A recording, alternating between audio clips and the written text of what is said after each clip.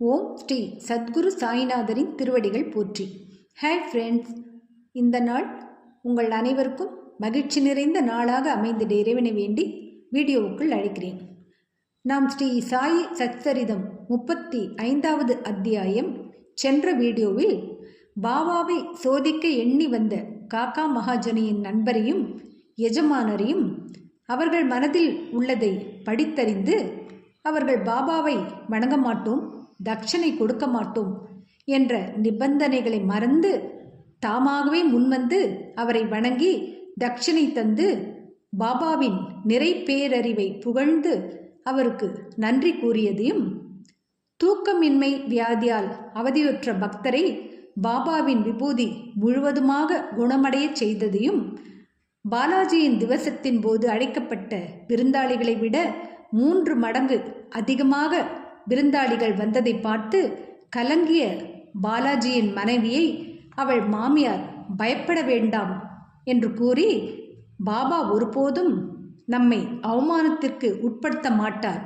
ஒவ்வொரு பாத்திரத்திலும் சிறிது ஊதியை போட்டு துணியால் மூடி திறக்காமலேயே பரிமாற கேட்டுக்கொண்டதையும், அவள் நம்பிக்கைக்கு ஏற்ப விருந்து உட்கொண்டவர்கள் அனைவரும் வயிறார உண்டு உணவு மிஞ்சி இருந்ததையும் கண்டு, உதியின் சக்தி பெரிதா அல்லது நம்பிக்கை பெரிதா என்ற வினா எழும்போது, அப்பெண்மணி உதியின் மீது வைத்திருந்த அசைக்க முடியாத நம்பிக்கையே அவர்களை அவமானத்திலிருந்து காப்பாற்றியது என்று சொல்லவும் வேண்டுமா? நமக்கும் கூட இது போன்ற சூழ்நிலைகள் ஏற்படும் போது பயப்படாமல் பாபாவை நினைத்து அவரிடம் அந்த காரியத்தை சமர்ப்பணம் செய்யும் போது அதிசயத்தக்க வகையில் சூழ்நிலை மாறும் என்று தைரியமாக சொல்லலாம்.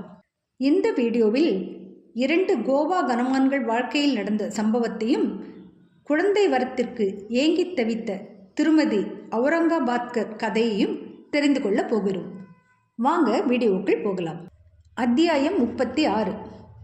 2 கோவா கனமான்கள், திருமதி அவுரங்காபாத்கர் ஆகியோரின் அற்புத கதைகள்.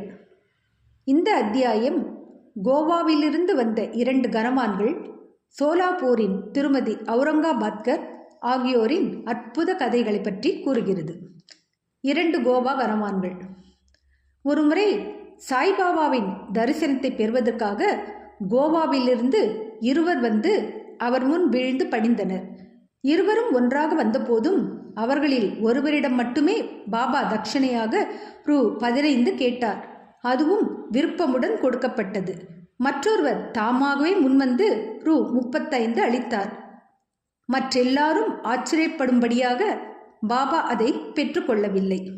அங்கிருந்த ஷாமா பாபாவிடம், என்ன பாபா, இருவரும் ஒன்றாக வந்தனர், ஒருவரின் தட்சணையை நீங்கள் கேட்டு பெறுகிறீர்கள், மற்றொன்றை தாமாகவே அளித்த போதும் ஏற்றுக்கொள்ள மறுத்துவிட்டீர்கள், ஏன் இந்த வேறுபாடு என்றார்.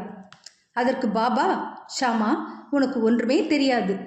நான் ஒருவரிடமிருந்தும் ஒன்றும் எடுத்துக்கொள்வதில்லை. இம்மசூதியின் ஆளும் தெய்வமான மசூதி மாயி குறிக்கப்பட்ட கடன் தொகையை கேட்டாள். அதை அவர் அளித்து கடனில் இருந்து விடுபடுகிறார். கவனிக்கும்படியாக எனக்கு எவ்வித வீடோ சொத்தோ குடும்பமோ இருக்கிறதா? எனக்கு எதுவுமே தேவையில்லை. எப்போதும் சுதந்திரமாகவே இருக்கிறேன். கடன், பகைமை, கொலை ஆகியவைகளுக்கு பரிகாரம் தேடப்பட்டே ஆக வேண்டும், தப்ப வழியே இல்லை என்று கூறிவிட்டு பின் தமக்கே உரித்தான பாணியில் பின்வருமாறு கூறத் தொடங்கினார். முதலில் அவர் ஏழையா இருந்ததாகவும், அவருக்கு ஒரு வேலை கிடைத்தால் முதல் மாத சம்பளத்தை காணிக்கையாக செலுத்துவதாகவும் வேண்டிக் கொண்டார். மாதம் ரூ. 15 சம்பளமுள்ள ஒரு வேலை அவருக்கு கிடைத்தது. பின்னர் சம்பளம் படிப்படியாக உயர்ந்து ரூ. 700 அடைந்தது. ஆனால் அவரின் சுபிட்சத்தில் அவர் வேண்டிக் கொண்டதை முழுமையமாக மறந்துவிட்டார். கர்மவினை அவரை இவ்விடம் தள்ளிவிட்டிருக்கிறது. அதனால் அத்தொகையை நான் அவரிடமிருந்து தட்சணையாக பெற்றேன். மற்றொரு கதை. கடற்கரை ஓரமாக நான் உலவி திரிந்து கொண்டிருந்த போது ஒரு பிரம்மாண்டமான மாளிகையை வந்தடைந்தேன். அதன் தாழ்வாரத்தில் அமர்ந்தேன். வீட்டுக்காரர் எனக்கு நல்ல வரவேற்பளித்து வயிறார உணவளித்தார். உறங்குவதற்காக அலமாரிக்கு அருகிலுள்ள தூய சுத்தமான இடத்தை எனக்கு காண்பித்தார். அங்கு உறங்கினேன். நான் ஆழ்ந்த துயில் கொண்டிருக்கும் போது அம்மனிதன் சுவற்றை கன்னம் வைத்து உள்நுழைந்து என் பையில் இருந்த பணத்தையெல்லாம் கத்தரித்து எடுத்துக்கொண்டான். கண் விழித்த போது எனது ரூ. 30,000 திருடப்பட்டு விட்டதை அறிந்தேன். பெரிதும் கவலையுற்று புலம்பிக் கொண்டிருந்தேன். பணம் கரன்சி நோட்டாக இருந்தது. அப்பிராமணன் அதை திருடிவிட்டான் என நான் நினைத்தேன். உணவிலும் பானத்திலும் எனது விருப்பத்தையெல்லாம் இழந்து அந்த தாழ்வாரத்திலேயே 15 நாட்கள் புலம்பி அழுது கொண்டு உட்கார்ந்திருந்தேன். 15 நாட்கள் கழித்ததும் வழிப்போக்கரான ஒரு பக்கிரி நான் அழுது கொண்டிருப்பதைக் கண்டு எனது துன்பத்திற்கான காரணத்தை விசாரித்தார். நான் அவரிடம் எல்லாவற்றையும் கூறினேன். அதற்கு அவர், நான் சொல்கிறபடி செய்தீரானால் உமக்கு பணம் திரும்ப கிடைக்கும். ஒரு பக்கிரியிடம் செல்லும், நான் அவரை பற்றிய விவரம் தருகிறேன். அவரிடம் உம்மை முழுவதும் சமர்ப்பித்துவிடும். அவர் உனது பணத்தை மீட்டுத் தருவார். இந்த இடைப்பட்ட வேளையில் பணம் திரும்ப கிடைக்கும் வரை உமக்கு பிடித்தமான உணவை விட்டுவிடவும் என்றார். அப்பக்கிரியின் அறிவுரைப்படி நடந்து எனது பணத்தை திரும்ப பெற்றேன். பின்னர் வாதாவை விட்டு நீங்கி கடற்கரையை அடைந்தேன். அங்கு ஒரு நீராவி கப்பல் நின்று கொண்டிருந்தது. அதில் கூட்டமாக இருந்ததால் ஏற முடியவில்லை. ஆனால் அங்கிருந்த நல்ல குணமுடைய பியூன் ஒருவன் எனக்காக குறுக்கிட்டதால் அதிர்ஷ்டவசமாக உள்ளே ஏறினேன். கப்பல் என்னை அக்கறை கொண்டு சேர்த்தது. அங்கிருந்து ரயில் ஏறி மசூதி தெய்வத்திடம் வந்தேன். கதை முடிந்தது. பாபா ஷாமாவிடம் அவ்விருந்தாளிகளை அழைத்துச் சென்று அவர்களின் உணவுக்கு ஏற்பாடு செய்யும்படி கேட்டுக்கொண்டார். பின்னர் ஷாமா அவர்களை வீட்டிற்கு அழைத்துச் சென்று உணவளித்தார். உணவின் போது ஷாமா அவர்களிடம் பாபாவின் கதை விளங்காத புதிராக இருப்பதாகவும், ஏனெனில் அவர் கடற்கரை பக்கமே சென்றது கிடையாதென்றும், ரூ. 30,000 போன்ற எவ்வித பணத்தையும் அவர் வைத்திருக்கவில்லை என்றும், பயணம் செய்ததே இல்லை, பணத்தை தொலைத்ததே இல்லை, மீண்டும் அதை திரும்ப பெற்றதே இல்லை என்றும் கூறி அதை அவர்கள் புரிந்து கொண்டு அதன் குறிப்பு நுட்பத்தை அறிந்து கொண்டார்களா என்று கேட்டார். விருந்தினர் ஆழ்ந்து மனமுருகி கண்ணீர் சிந்தினர்.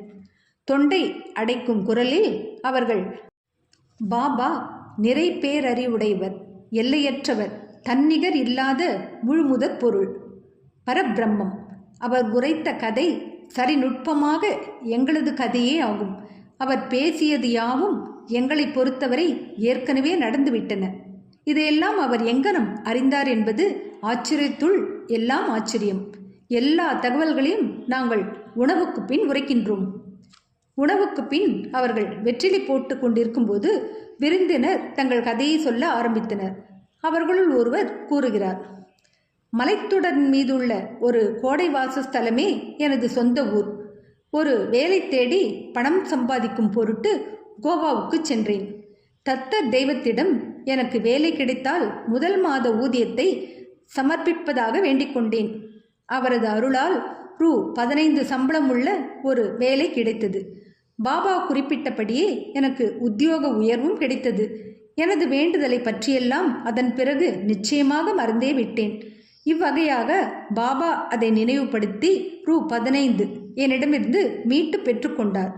ஒருவர் நினைக்கும்படியாக அது தட்சணை என்று, பழைய கடன் ஒன்றை அடைத்தலும் நீண்ட நாள் மறந்து போன வேண்டுதலை நிறைவேற்றுதலும் ஆகும். நீதி. உண்மையில் ஒருபோதும் பாபா எந்த பணத்தையும் யாசிக்கவில்லை. தமது அடியவர்களையும் யாசிக்க அனுமதிக்கவில்லை. ஆன்மீக முன்னேற்றத்துக்கு பணத்தை ஒரு அபாயமாக தடையாக அவர் கருதினார். தமது பக்தர்களை அதன் பிடியில் விழ அனுமதிப்பதில்லை. இது விஷயத்தில் பகத் மஹல்சாபதி ஓர் உதாரணம் ஆவார். அவர் பரம ஏழை.